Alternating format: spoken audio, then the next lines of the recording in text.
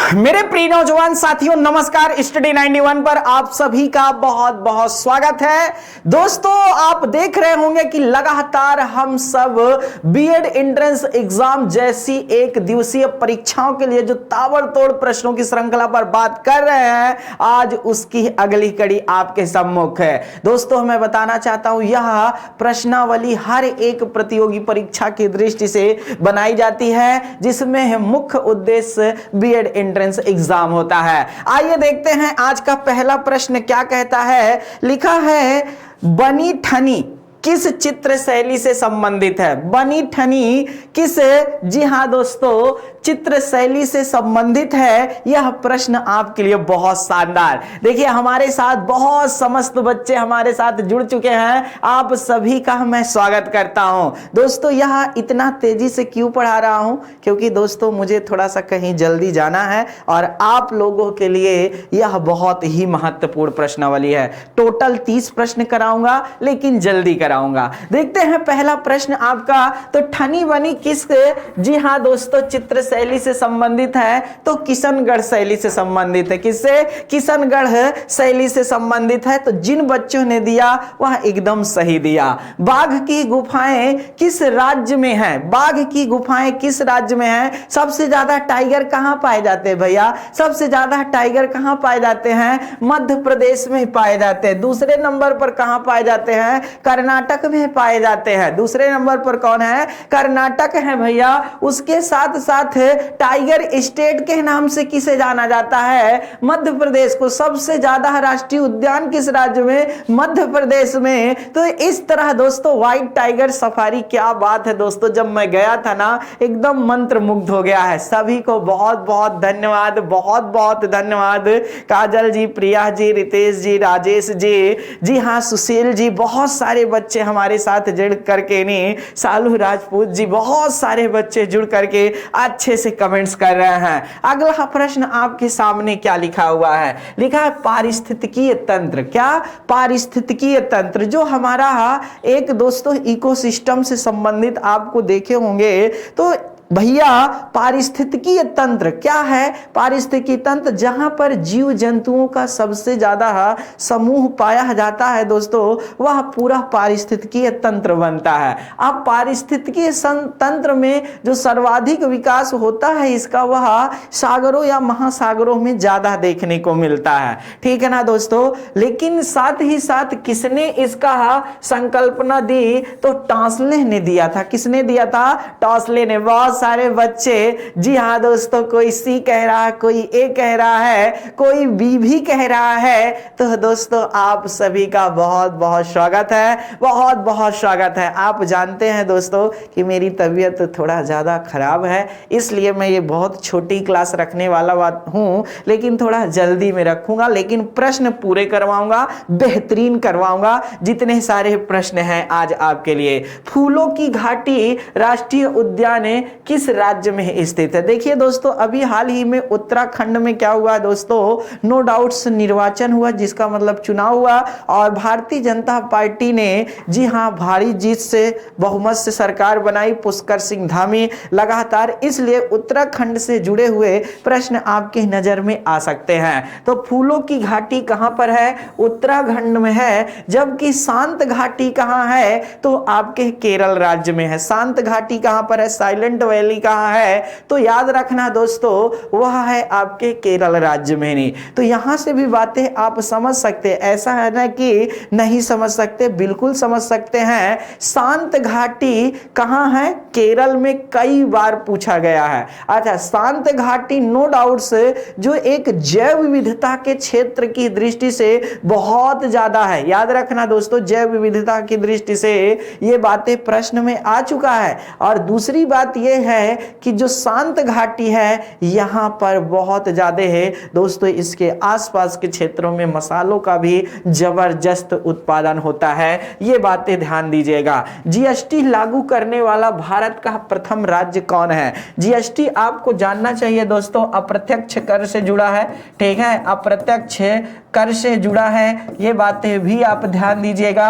दूसरा दोस्तों एक और चीज जानने की है, अप्रत्यक्ष कर से जुड़ा तो है, यह है, ये बातें ठीक है, लेकिन दूसरी बात यह है कि 101वां संविधान संशोधन जो 2016 में आया था दोस्तों, उसी के तहत जीएसटी पास हुआ और 1 जुलाई 2017 से यह लागू हुआ। कब से?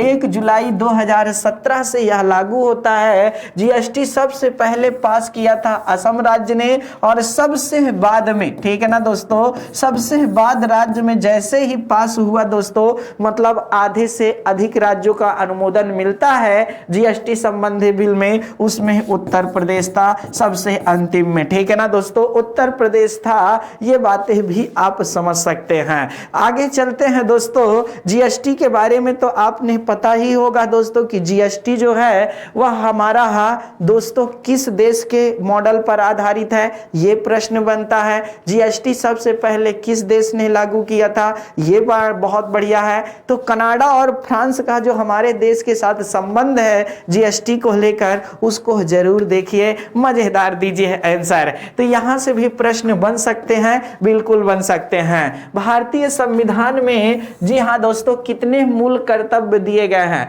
भारतीय संविधान में कितने मूल कर्तव्य दिए गए हैं? हमारे मूल संविधान में मूल कर्तव्य नहीं थे। 86वां संविधान संशोधन हुआ दोस्तों 2002 में, और ये कब होता है दोस्तों? आपको 42वां संविधान संशोधन होता है 1976 में, और इसके तहत नो डाउट्स कितने 10 मौलिक कर्तव्य जोड़े जाते हैं। कितने? 10 मौलिक कर्तव्य जोड़े जाते हैं सरदार स्वर्ण सिंह समिति के सिफारिश पर, सरदार स्वर्ण सिंह समिति के सिफारिश पर। दोस्तों ये क्या होता है, कानूनी अधिकार में नहीं आता है, मतलब ये कानूनी दायरे से बाहर है, याद रखिएगा। अगर इसका कोई उल्लंघन भी करता है तो याद रखिएगा उसे दंड नहीं दिया जाएगा। कहने का मतलब वाद योग्य नहीं है। दूसरी बात क्या है दोस्तों, यह 3 जनवरी, ठीक है, 3 जनवरी 1977 को लागू हुआ था, इसीलिए हर वर्ष 3 जनवरी को मौलिक कर्तव्य दिवस मनाया जाता है। वर्तमान में 11 मौलिक कर्तव्य हैं, तो ये बातें भी आपको पता होना चाहिए। और अगर 11 मौलिक कर्तव्य हैं तो 86वां संविधान संशोधन जो 2002 में हुआ था दोस्तों, उसी के सिफारिश के बाद से यह लागू हुआ है। तो यहां से भी बातें आप समझ सकते हैं। आगे देखते हैं दोस्तों, ग्रीन हाउस, जी हां, प्रभाव में कौन सी गैस, जी हां, क्या है भैया, मुख्य भूमिका निभाती है। तो ग्रीन हाउस गैस में सबसे अहम भूमिका जिस गैस का है वह है कार्बन डाइऑक्साइड का। किसका है?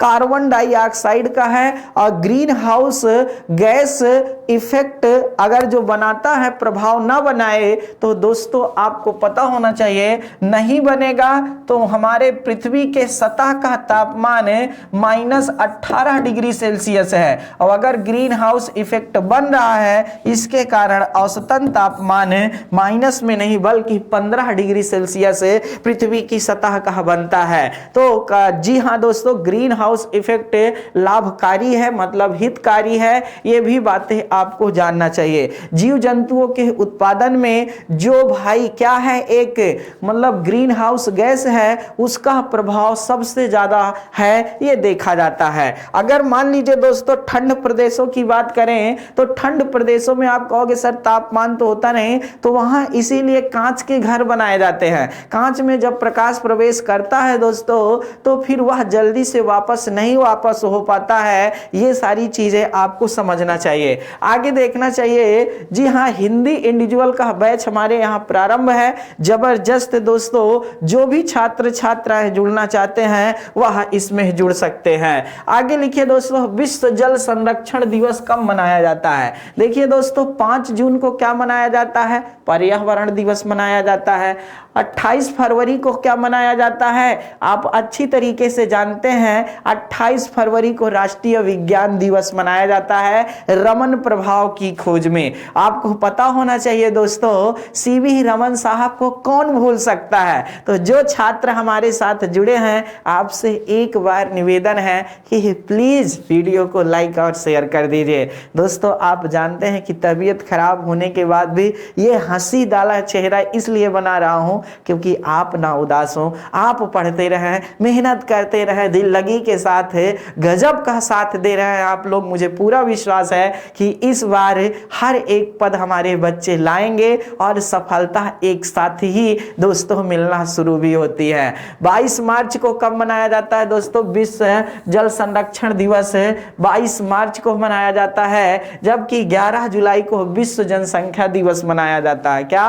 विश्व जनसंख्या दिवस मनाया जाता है। तो यहां से भी बातें आप समझ सकते हैं। भूरी क्रांति, ठीक है ना दोस्तों, भूरी क्रांति किससे संबंधित है दोस्तों? ध्यान रहे, चमड़ा है, कॉफी है, मांस से, मछली से? जी नहीं दोस्तों, भूरी क्रांति का संबंध उर्वरक से है, हरित क्रांति का खाद्य पदार्थ से है, ठीक है ना दोस्तों। तो इधर आप समझ सकते हैं श्वेत क्रांति का दूध से है, पीली क्रांति का तिलहन से है, और आपका नीली क्रांति मत्स्य क्षेत्र से है। तो इस तरह आप समझ सकते हैं, ये जान सकते हैं। विश्व का एकमात्र तैरता हुआ राष्ट्रीय उद्यान है काबुल लामजाओ, कहां पर है? जी हां दोस्तों, मिजोरम में है, नेपाल में है, भूटान में है, मणिपुर में है। ये बातें आपको बताना चाहिए। तो आप अच्छी तरीके से जानते हैं कि अभी, जी हां दोस्तों, मणिपुर का चुनाव हुआ था, यहां पर भी भारतीय जनता पार्टी विजय हुई है। दोस्तों कौन बना है यहां का मुख्यमंत्री? कौन दिलाया है शपथ? कमेंट्स तो बनता ही बनता है ना, जल्दी से करिए भाई, कौन है यहाँ के मुख्यमंत्री? 3 नाम, मतलब 3, जी हाँ दोस्तों, अक्षर का नाम है शायद, बहुत शानदार हैं, तो जल्दी से कर दीजिए कमेंट्स, ठीक है। तो दोस्तों यह मणिपुर में है, कहां पर है? मणिपुर में है। इसे मणिपुर का, जी हाँ दोस्तों, आर्थिक एक तरह से, जी हाँ दोस्तों, जो क्षेत्र है, एक तरह से कहा जाए मणिपुर का हृदय के समान संज्ञा दे दिया जाए तो कोई कम नहीं है, क्योंकि याद रखिएगा मणिपुर में जो सबसे ज्यादा पर्यटन जाते हैं वह यहीं से इसी के कारण जाते हैं दोस्तों। लोग विश्व से आते हैं इसको देखने के लिए। एकमात्र तैरता हुआ राष्ट्रीय उद्यान, बहुत शानदार है, बहुत गजब का है। पोंगल किस राज्य का त्योहार है? पोंगल किस राज्य का त्योहार है? तो पोंगल आपको जानना चाहिए। ओणम कहां का है? पोंगल कहां का है? बिहू कहां का है? ये सारी चीजें आपको जानकर अच्छा लगेगा। तो पोंगल आपका तमिलनाडु का है, ठीक है ना दोस्तों। कहां का है? तमिलनाडु का है। जबकि ओणम कहां का है? केरल का है क्या? बिहू कहां का है? असम का है क्या? जी हां दोस्तों, कुचिपुड़ी कहां का है? उड़ीसा का है क्या? और जी हां दोस्तों, चारकुलम कहां का है? तो उत्तर प्रदेश का है क्या? ऐसे बहुत सारे प्रश्न आपसे पूछे जाते हैं, ऐसे बहुत सारे प्रश्न आपसे पूछे जाते हैं, इसलिए दोस्तों आपको ध्यान देना बहुत जरूरी है। मैं सबके कमेंट्स देख रहा हूं, सब लोग मणिपुर के मुख्यमंत्री का नाम बता रहे हैं, बहुत अच्छा लग रहा है देख करके। नहीं, बहुत शानदार बेटा लोग, बहुत अच्छा लगा। प्रियंका गौर जी बहुत बहुत धन्यवाद है। बहुत सारू राजपूत जी, जी हाँ दोस्तों, रागनी जी, ठीक है, रूपा जी, बहुत सारे बच्चे हमारे साथ जुड़ करके एक आंसर बहुत अच्छे से दिया है। नो डाउट से आप सभी का बहुत बहुत स्वागत है। स्टडी 91 परिवार आपका लगातार स्वागत कर रहा है। आगे देखिए दोस्तों, भारतीय संविधान में मौलिक कर्तव्य किस देश के संविधान से लिए गए थे? किस देश के संविधान से लिए गए थे? तो ये जानना चाहिए आपको कि भैया सोवियत संघ से लिए गए थे। कहां से? सोवियत संघ से लिए गए थे। इस बार के यूपी टेट में यही प्रश्न आया था, ये याद रखिएगा। यूएसएसआर लिखा था वहां पर, सोवियत संघ नहीं लिखा था। और साथ ही साथ अगर ये ना लिखा हो, रूस लिखा रहे, तो भी आपका आंसर सही है, तो भी आपका आंसर सही है। ये बातें ध्यान दीजिएगा। यूनाइटेड किंगडम दिया है, संयुक्त राज्य अमेरिका दिया है, ऑस्ट्रेलिया। ऑस्ट्रेलिया से हम लोगों ने समवर्ती सूची लिया है, संयुक्त राज्य अमेरिका से मौलिक अधिकार हो गया दोस्तों। साथ ही साथ आपका प्रस्तावना हो गया, स्वतंत्र तंत्र, न्यायपालिका हो गया, राष्ट्रपति का महाभियोग हो गया, उपराष्ट्रपति का पद हो गया, ऐसे बहुत सारे चीजें हमने संयुक्त राज्य अमेरिका से एक्सेप्ट किया है। जबकि यूनाइटेड किंगडम का मतलब ब्रिटेन से है, ब्रिटेन से हमने नागरिकता को स्वीकार किया है, संसदीय प्रणाली को स्वीकार किया है। और जी हाँ दोस्तों, तो ध्यान देने वाली बातें यहां से है, भारतीय संविधान के किस भाग में पंचायती राज्य से संबंधित प्रावधान है? पंचायती राज्य से संबंधित किस भाग में प्रावधान है? तो भारतीय संविधान के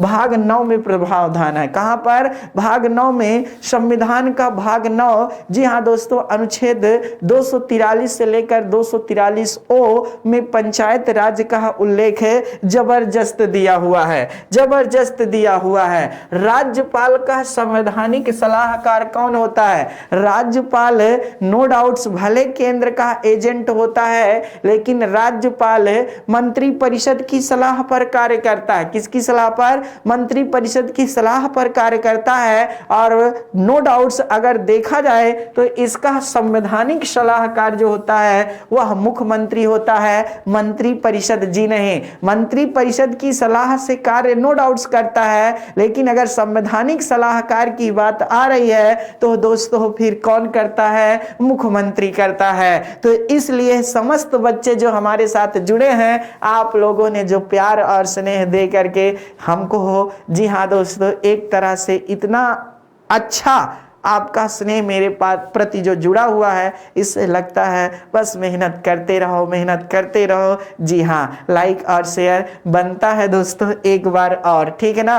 वीडियो की जो बुक हमारी आई है वह फ्री, जी हाँ, डिलीवरी चार्ज पर आपको घर तक पहुंचाई जा रही है। यूपी कांस्टेबल की भी जबरदस्त वैकेंसी के लिए यहाँ पर दोस्तों हमारे यहाँ बैच प्रारंभ है। लिखा है निम्नलिखित में से कौन सी समिति चुनाव सुधार से संबंधित है? तो दोस्तों के संथानम समिति 1962 में आई थी, याद रखिएगा। दिनेश गोस्वामी, लिंग 2 अर्थात उपरोक्त सभी, ठीक है ना दोस्तों, उपरोक्त सभी सही है, ठीक है, उपरोक्त सभी सही है। यह बातें आपको जानना चाहिए, ठीक है। चलिए भाई आगे देखिए बेटा, आज मैंने आपको आते ही बताया कि हमें कहीं जाना है, थोड़ा जल्दी की क्लास लगी है, ज्यादा बड़ी क्लास होगी नहीं, लेकिन पूरे प्रश्न अच्छे से कराए जाएंगे। इनके बारे में विस्तृत चर्चा हम फिर आपको किसी दिन जब मौका मिलेगा तो कर ही लेते हैं, ये आप जानते हैं। कोणार्क के सूर्य मंदिर का निर्माण किस शैली में कराया गया है? तो दोस्तों आपको पता होना चाहिए कि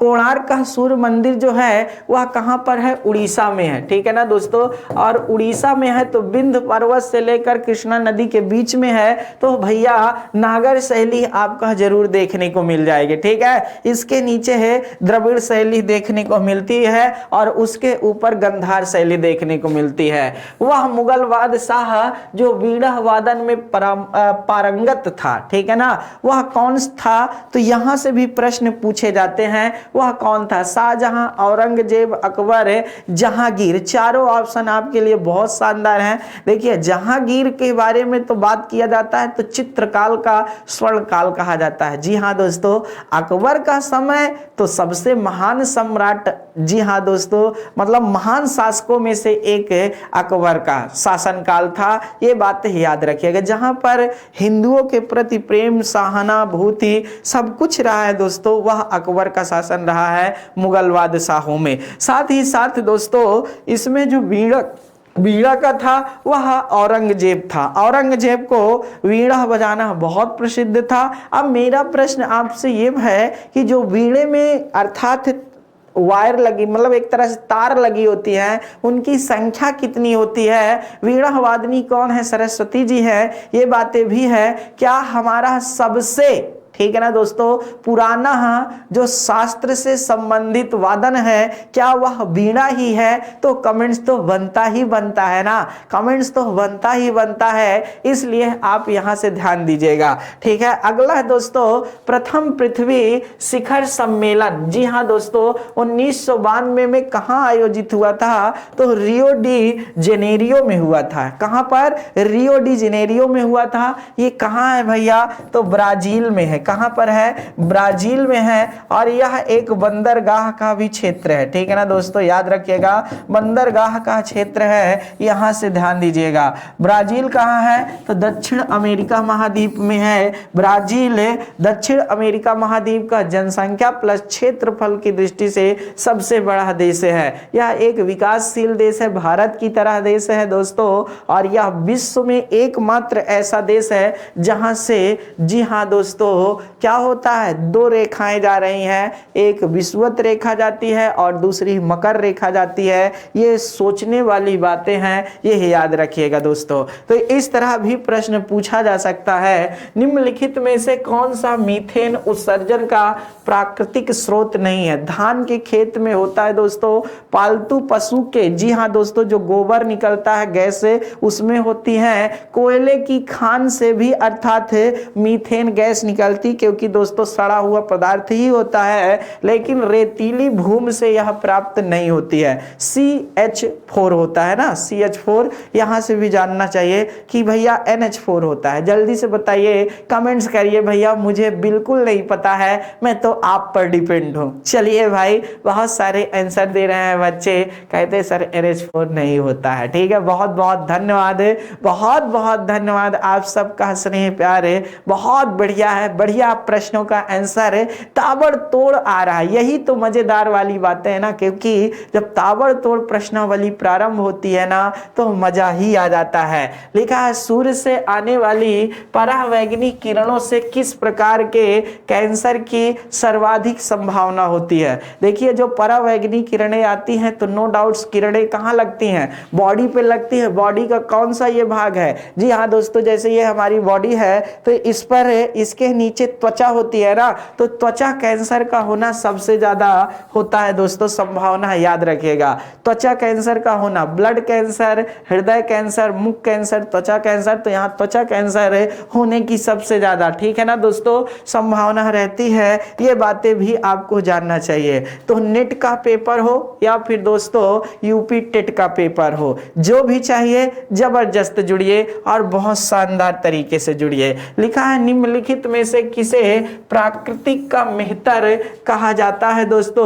तो ये कहा जाता है, कभी कभी आपने देखा होगा दोस्तों, विषाणु की तरफ जाते हैं, जी नहीं दोस्तों, यहाँ पर जीवाणु एवं कवक की तरफ जब आप चलेंगे तो इसी को क्या कहा जाता है, जी हाँ दोस्तों, प्रकृति का मेहतर कहा जाता है। ठीक है, कभी कभी आपको मैं बताऊंगा दोस्तों, एक विषाणु के बारे में बताऊंगा, जीवाणु के बारे में बताऊंगा, कवक के बारे में बताऊंगा, ये सब क्या होते हैं, कैसे होते हैं, कैसे निर्माण होता है, काहे काहे से रोग फैलता है, कौन कौन से हैं ऐसे रोग जो विषाणु से संबंधित है, कौन कौन से ऐसे रोग हैं जो जीवाणु से संबंधित है। तो बहुत सारी चीजें यहाँ से समझने का है, बहुत सारी चीजें समझने का है, जो बार बार प्रश्नावली बनती है, इन्हीं के बीच से बनती है। बहुत बहुत धन्यवाद है, बहुत बहुत धन्यवाद राजेश जी। बहुत सारे बच्चे हमारे साथ जुड़े हैं, बहुत सारे लोग जुड़े भी नहीं हैं, कोई बात नहीं है, आपका प्यार स्नेह भी हमारे लिए बहुत है, इतना ठीक है ना दोस्तों।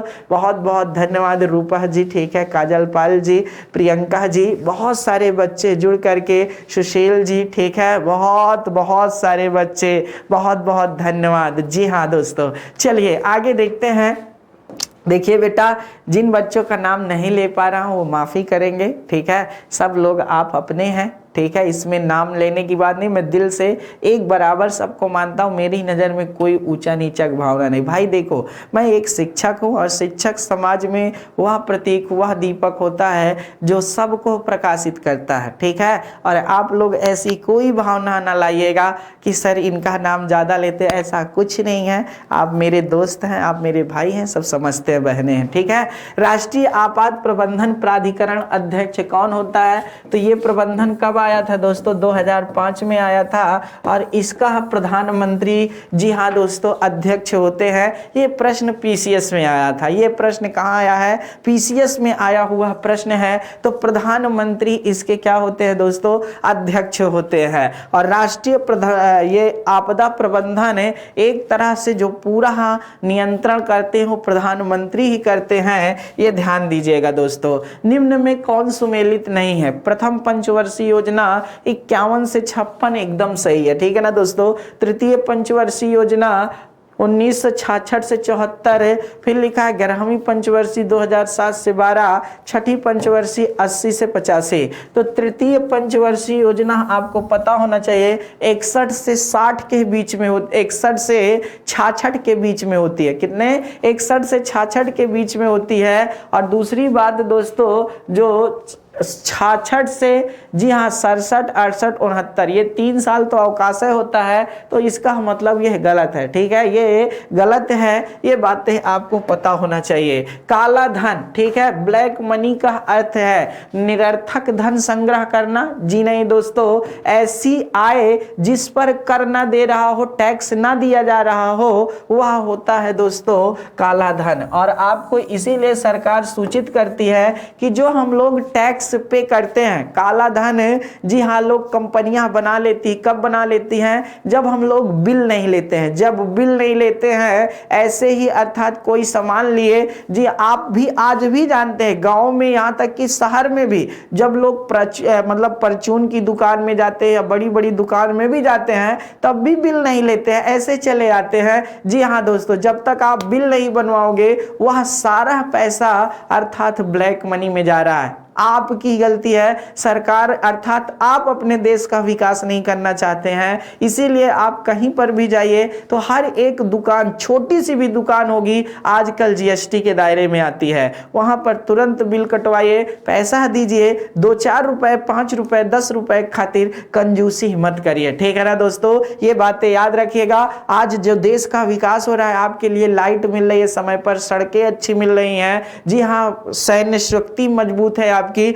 हर तरह से जो मजबूत है, उसमें जीएसटी का रोल, मतलब कर का रोल सबसे ज्यादा होता है, जो सरकार अर्थात, जी हाँ, पैसा पाएगी तभी चलाएगी। जनगणना 2011 के अनुसार निम्नलिखित में से कौन सा सुमेलित तथ्य नहीं है? लिंगानुपात हमारा याद रखना दोस्तों 943 के आसपास है, ठीक है, 943 के आसपास है, ये जानना चाहिए दोस्तों। तो कहने का मतलब यहां से कुछ गड़बड़ी है, तो लिंगानुपात गड़बड़ हो गया है। बाकी साक्षरता दर सही है, जनसंख्या घनत्व सही है, और जनसंख्या जो थी 121.025 करोड़ के आसपास ही थी, एकदम ये सही है। अभी ऑर्डर करें अपने नजदीकी बुक स्टोर में जाकर के और दिए गए नंबर पर संपर्क करें, यहां से आपको बुक प्राप्त हो जाएगी दोस्तों। किसकी किसकी वीडियो की भी है, हमारी जबरदस्त ये प्रश्नों की हल वाली बुक आई है, और लेखपाल की तो पूरे मार्केट में हाहाकार मचा दी है भाई।